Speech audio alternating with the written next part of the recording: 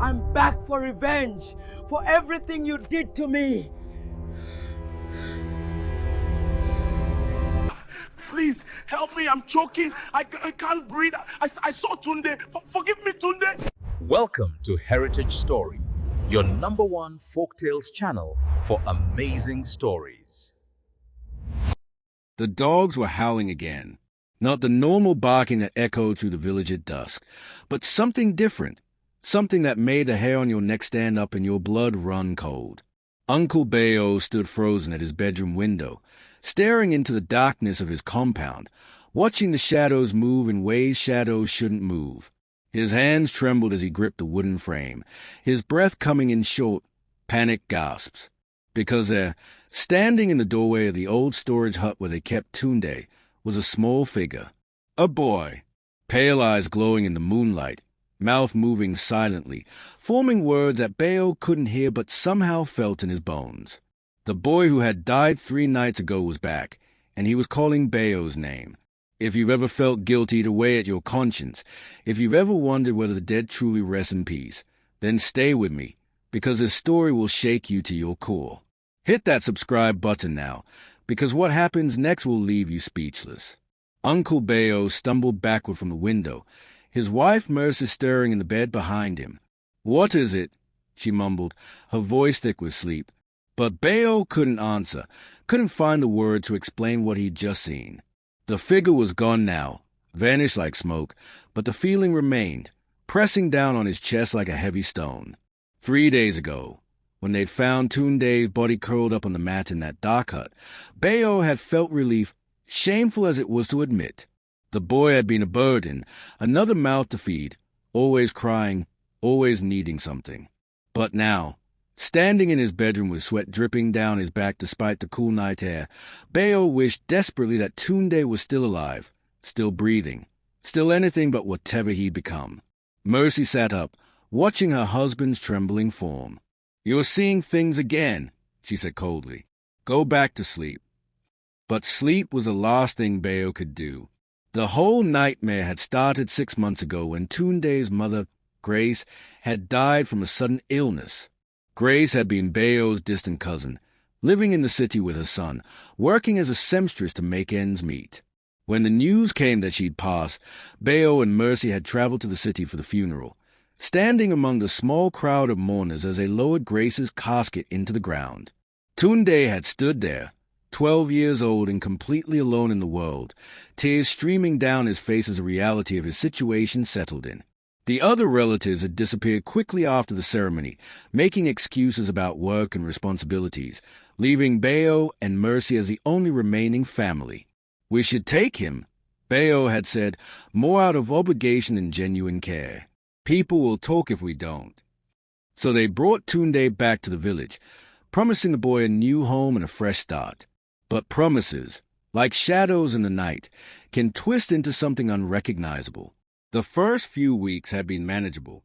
Tunde was quiet, obedient, grateful for the food and shelter.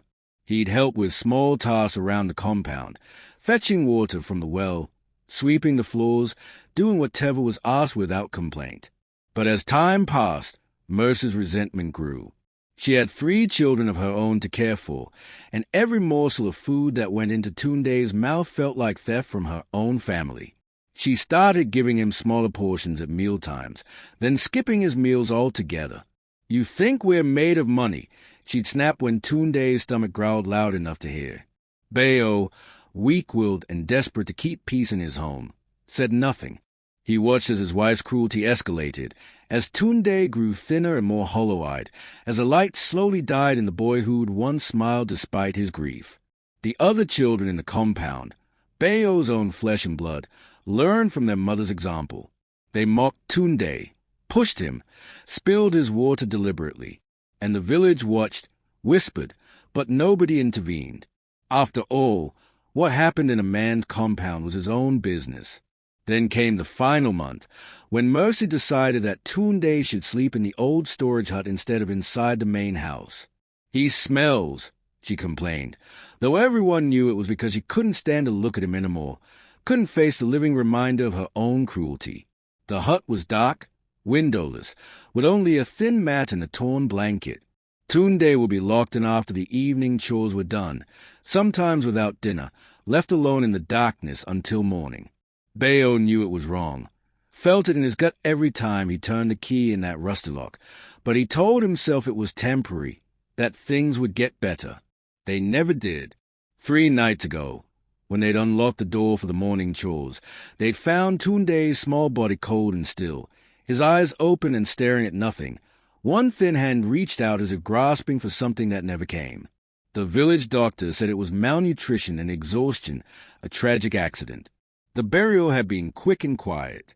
But now, as Bayo stood in his bedroom listening to his wife's breathing return to normal, he knew the truth. Tunde's death was no accident, and the boy's story was far from over.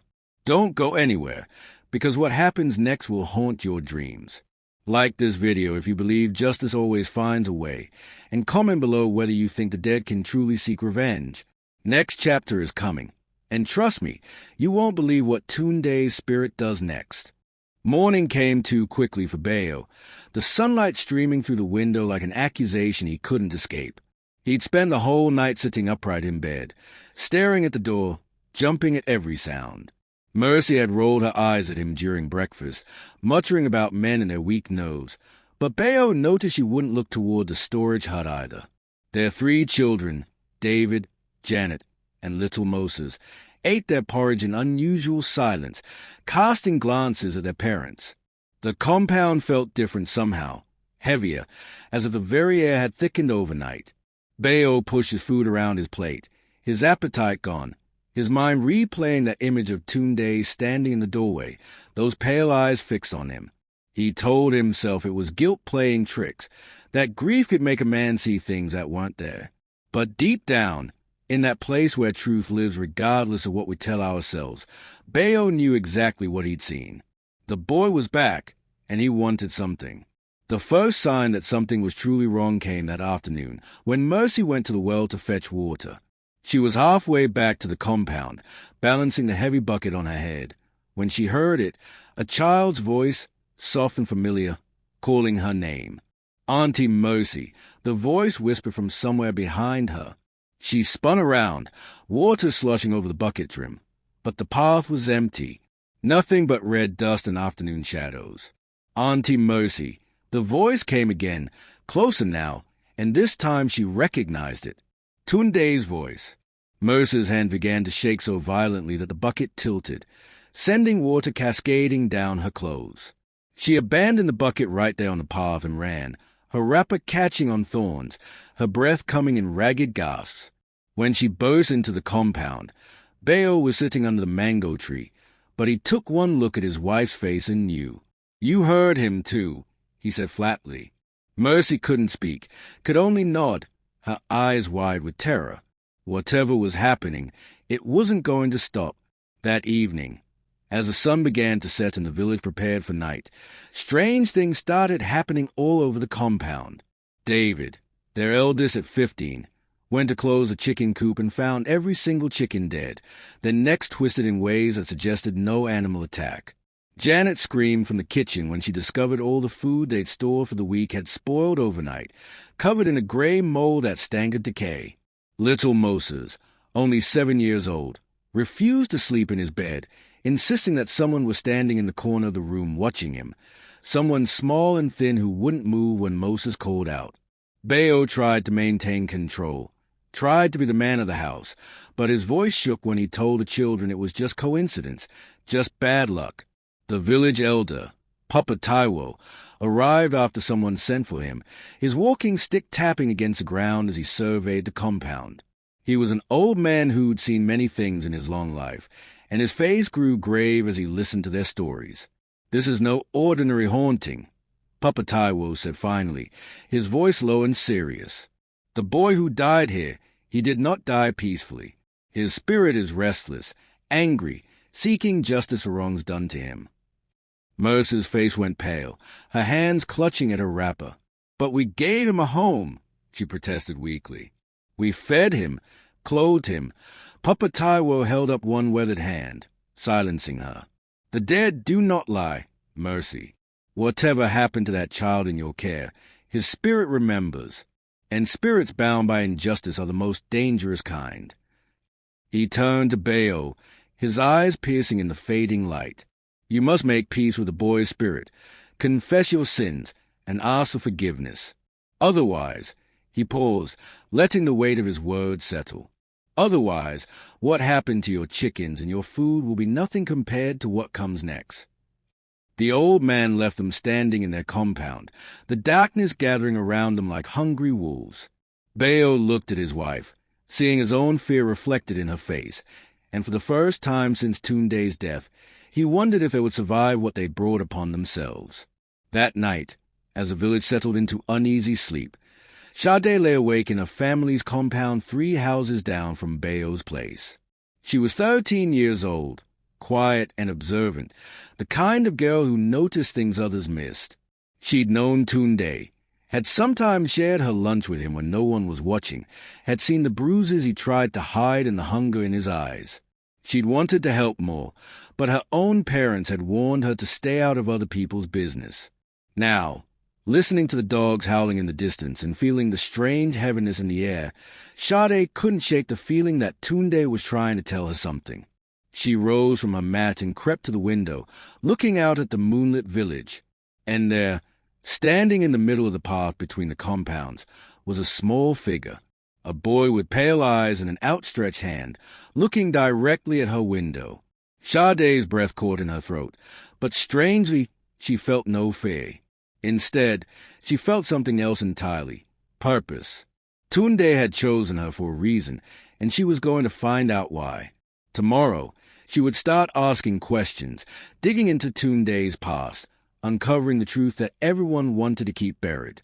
Because somehow, deep in her heart, Sade knew that she was the only one who could set this right. The spirit's revenge has only just begun, and what happens in next chapter will make your blood run cold. Smash that like button if you're hooked on this story, and share it with someone who loves supernatural revenge tales. Subscribe now because the next chapter reveals Tunde's terrifying power, and you won't want to miss a single second. Drop a comment telling me if you'd be brave enough to face a vengeful spirit. Chapter 3 is coming, and things are about to get deadly. Bayo woke up screaming, his hands clawing at his throat, fighting against something that wasn't there. Mercy grabbed him, shaking him hard, her own voice shrill with panic. What's wrong? What's happening? But Bayo couldn't answer, couldn't explain the dream he just had. Tunde's thin hands wrapped around his neck, squeezing, those pale eyes staring into his soul while a voice whispered all the cruelties Bayo had ignored, all the nights Tunde had cried himself to sleep in that dark hut, all the meals he'd been denied while Bayo's own children ate until they were full.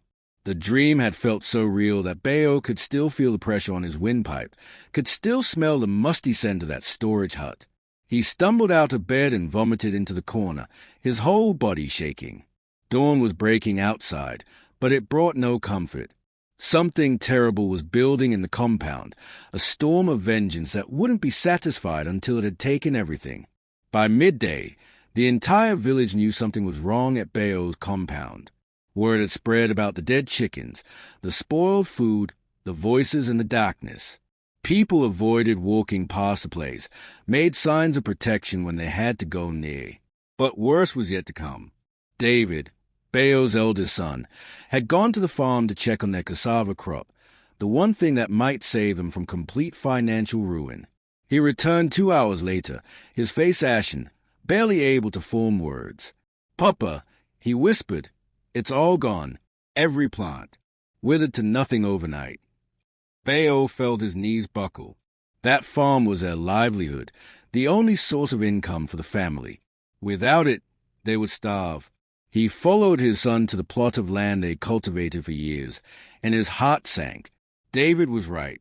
Row after row of healthy cassava plants that had been thriving just yesterday now stood brown and dead, as if some invisible blight had swept through in the darkness.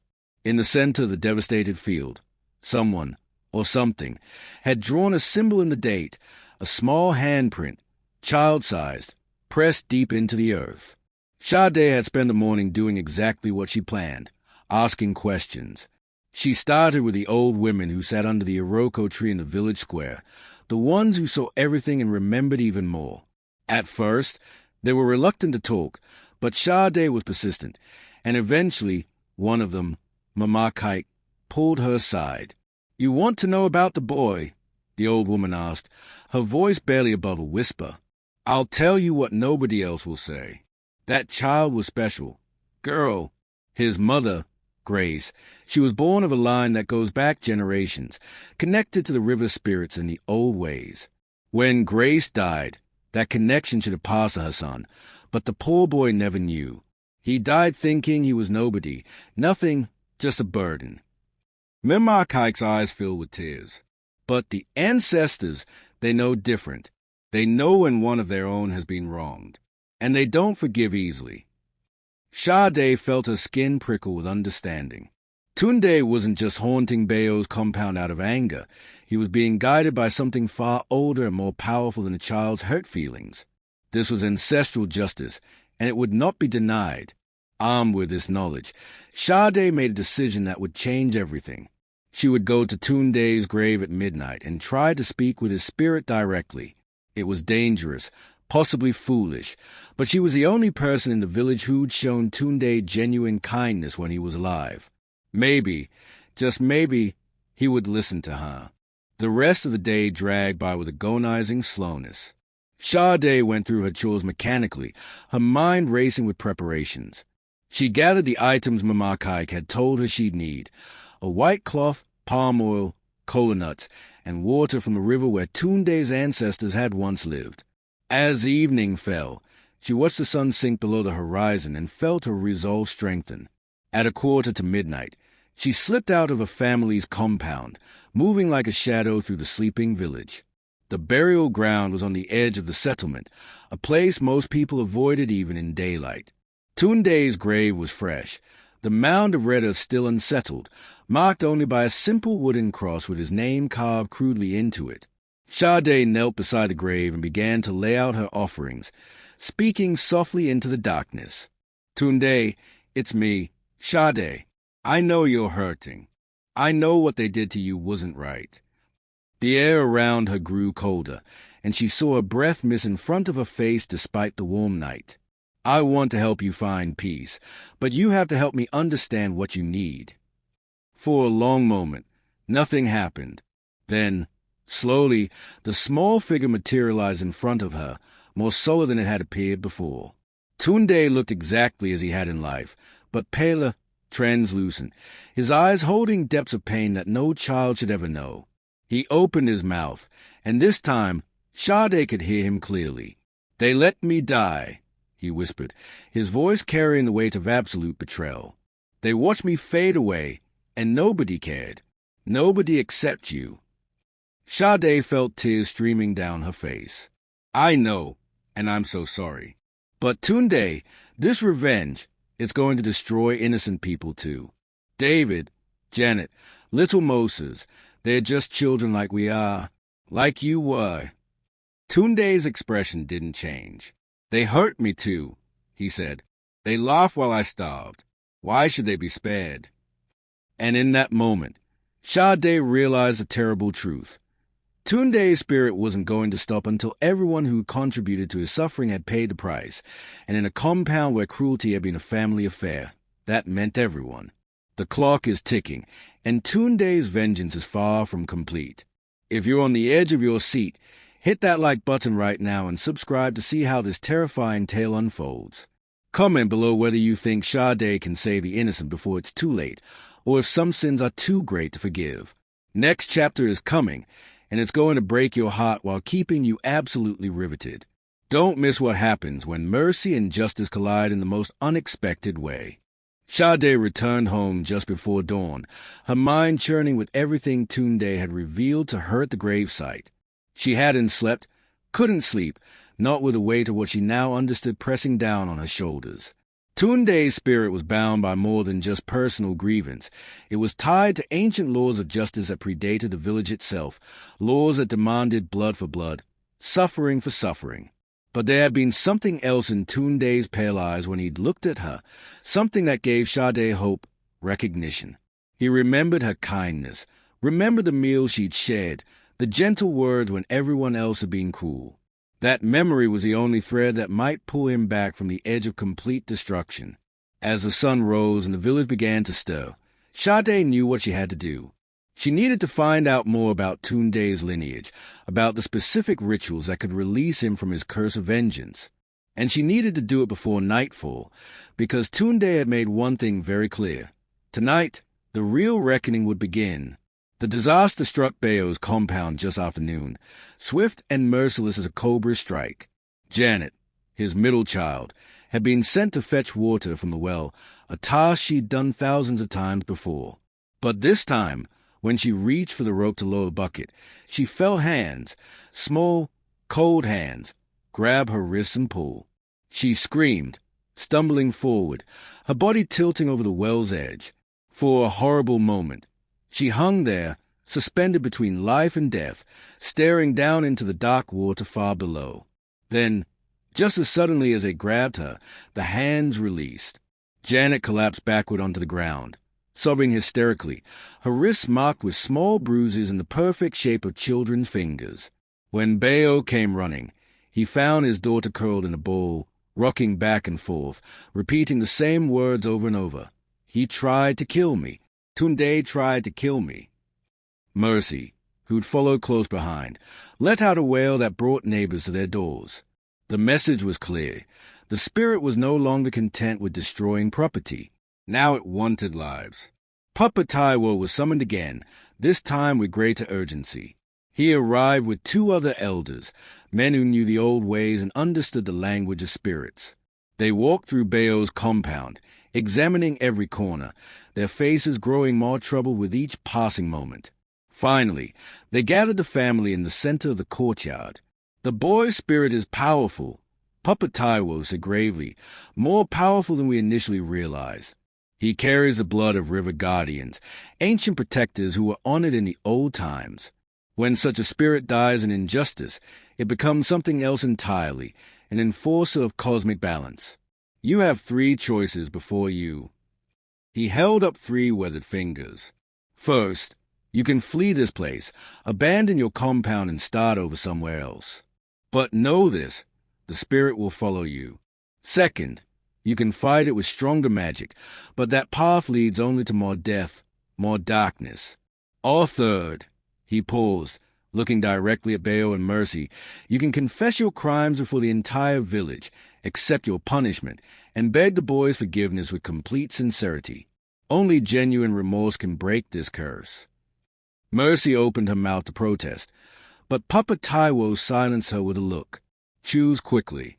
The sun is already beginning to set. While Bayo's family grappled with their impossible choice, Sade was on a different mission entirely. She'd spend the afternoon with Amaka, learning everything the old woman knew about Tunde's maternal line. The story that emerged was both tragic and beautiful. Tunde's ancestors had been spiritual guardians of the Oni River, blessed with the ability to communicate with water spirits and maintain the balance between the natural and supernatural worlds. Each generation, one child will be born with a mark, a small birthmark shaped like a crescent moon, usually hidden behind the left eye. That child will be trained in the old ways, taught to honor the spirits and use their gifts wisely. But when Tunde's Mother Grace had moved to the city, she turned her back on those traditions, trying to build a modern life for herself and her son. She'd never told Tunde about his heritage, never prepared him for what he was. Did Tunde have a mark? Sade asked breathlessly. Mimakaik nodded slowly. I saw it once, when he was washing at the well. Clear as day, behind his left eye. The boy had no idea what it meant, no idea the power sleeping inside him. And when he died in such terrible circumstances, that power woke up angry. As sunset painted the sky in shades of blood and gold, both stories converge at Bayo's compound. Sade arrived just as Papa Taiwo was preparing to perform a protective ritual, her arms full of items Amaka had given her. She pushed through the growing crowd of curious villagers and confronted the elders directly. Wait, she called out, her voice stronger than she felt. I know what needs to happen. I spoke to Tunde's spirit last night. The crowd gasped, and Papa Taiwo's eyes widened. "Child, you did what? Do you understand how dangerous?" But Sade cut him off, which was either incredibly brave or incredibly foolish. Tunde doesn't just want revenge. He wants to be remembered, to be honored as what he truly was, a guardian spirit, a protector who was supposed to be trained and valued but was instead beaten and starved to death. If we perform the proper rites, if we acknowledge him and his lineage, if his killers truly repent, there's a chance he'll find peace. She turned to face Bayo and Mercy, who were standing together, looking small and frightened. But the confession must be real. No lies, no excuses. Every detail of what you did to him, in front of everyone. The compound fell silent, the weight of this demand hanging in the air like a storm about to break. Bayo looked at his wife, then at his children, then at the watching faces of his neighbors. The last light of day was fading fast, and with the darkness came Tunde's presence, growing stronger by the moment. Bayo could feel it pressing against his chest, could feel those pale eyes watching from every shadow. He opened his mouth to speak, and the entire village held its breath. The moment of truth has arrived, and what happens next will determine the fate of an entire family. Hit that subscribe button now if you want to see whether confession can conquer vengeance, and whether a child's spirit can finally find the peace it deserves. Like this video if the story has moved you, and comment whether you believe true remorse can heal even the deepest wounds. Next chapter is a stunning conclusion, and I promise you've never seen a supernatural revenge story end quite like this. Don't miss it.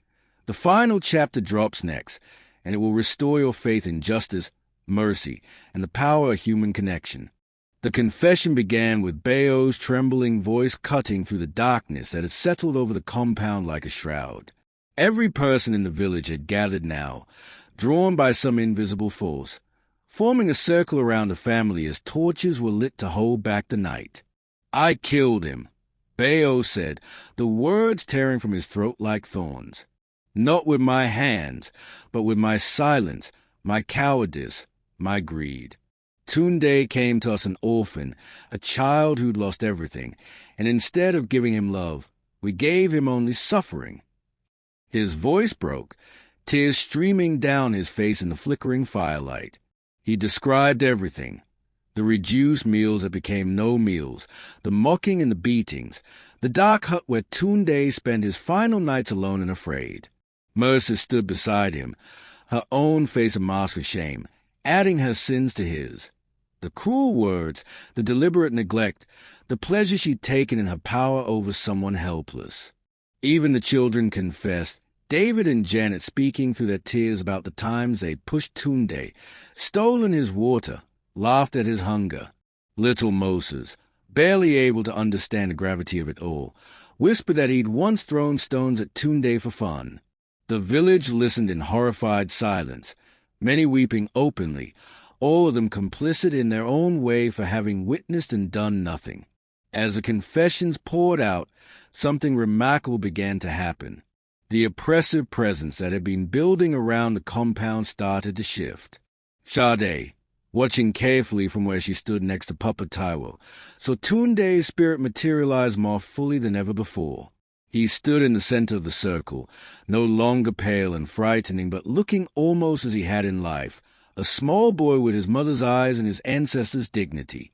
The marks behind his left ear glowed faintly with a silvery light, the crescent moon birthmark that proclaimed his heritage. "Tunde," Sade called softly, stepping forward despite Papa Taiwo's restraining hand. They've confessed their sins before everyone. The whole village knows the truth now. You're not forgotten anymore. You're not nothing. She reached into her bag and pulled out the items she'd brought, the white cloth, the palm oil, the cola nuts, and the river water. Following Mama Kike's instructions, she began to arrange them in a pattern on the ground, speaking the old words that honored the river guardians and acknowledged Tunde's place in that ancient lineage. "You were meant to be a protector," she said, her voice steady and clear. "You still can be, not through vengeance, but through mercy. Show them what a true guardian does." For a long moment, Tunde's spirit remained motionless, his eyes moving from face to face in the crowd, lingering on each person who had failed him. When he looked at Bayo and Mercy, they flinched, expecting the final blow. But when his gaze fell on Sade, something softened. "You were the only one," he said, his voice carrying to every corner of the compound despite being barely above a whisper. "The only one who saw me as human." He looked down at the offerings Sade had arranged, at the river water that connected him to his ancestors. "But how can I forgive when the pain is still so fresh, when I remember every hungry night, every blow, every moment I prayed for someone to care?" Sade took another step closer, close enough now that she could see the tear tracks on his translucent cheeks. "Because forgiveness isn't about them," she said gently. "It's about you. It's about choosing to be what they weren't, choosing to be the guardian you were meant to be instead of the monster they tried to make you. Your ancestors are watching. Tunde, show them who you really are." The crowd held their collective breath, and even the night itself seemed to pause, waiting for the boy's decision. Slowly, so slowly that at first no one was sure it was happening, Tunde's expression began to change. The anger that had twisted his features started to fade, replaced by something that looked like relief, like the lifting of an unbearable burden. He knelt beside Sade's offerings and touched the river water with one finger. The water began to glow, spreading its light across the ground, forming patterns that looked like writing in a language older than memory. "I accept your confession," Tunde said finally, his voice stronger now, more certain.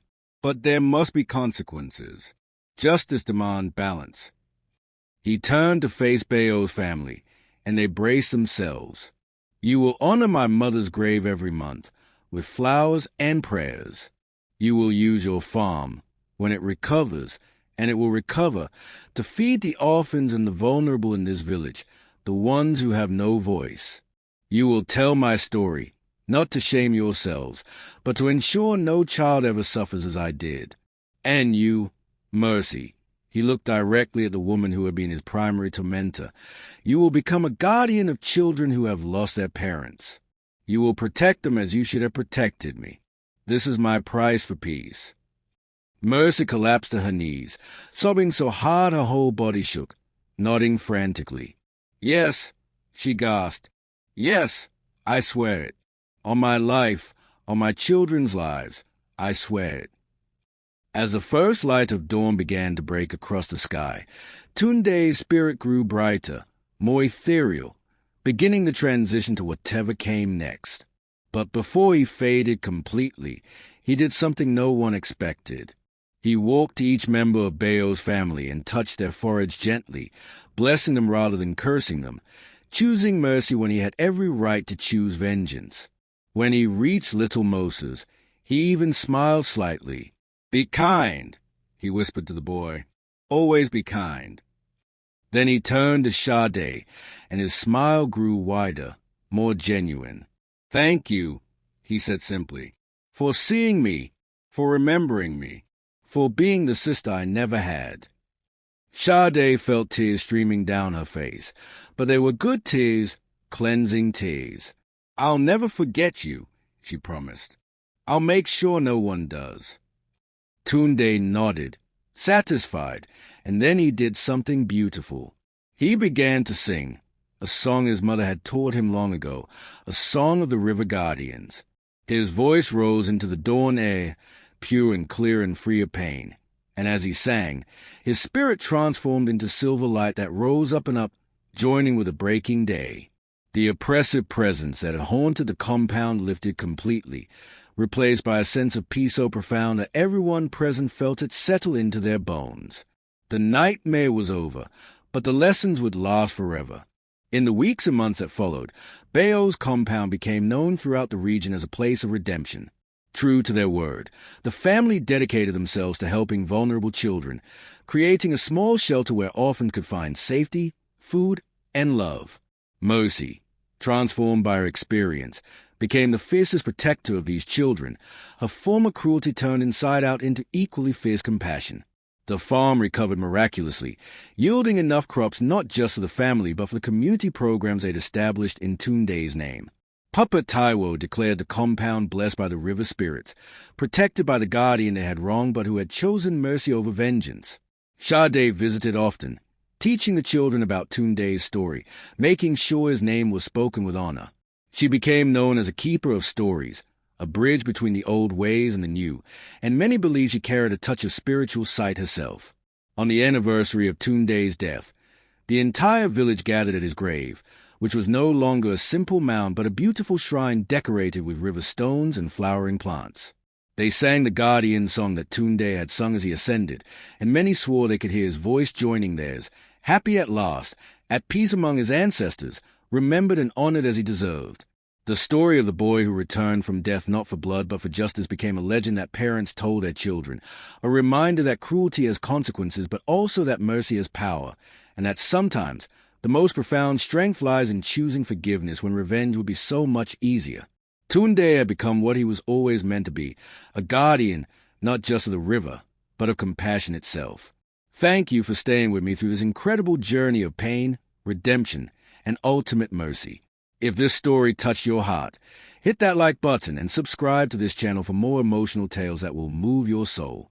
Share this video with someone who needs to hear a story about the power of forgiveness and the importance of treating every person with dignity. Drop a comment below telling me what you learned from Tunde's story and whether you believe in second chances. Remember, every person you meet is fighting battles you know nothing about, so choose kindness, choose compassion, choose to be the one who sees others when everyone else looks away. Until the next story, take care of each other, and never forget that even in our darkest moments, there's always a path back to light.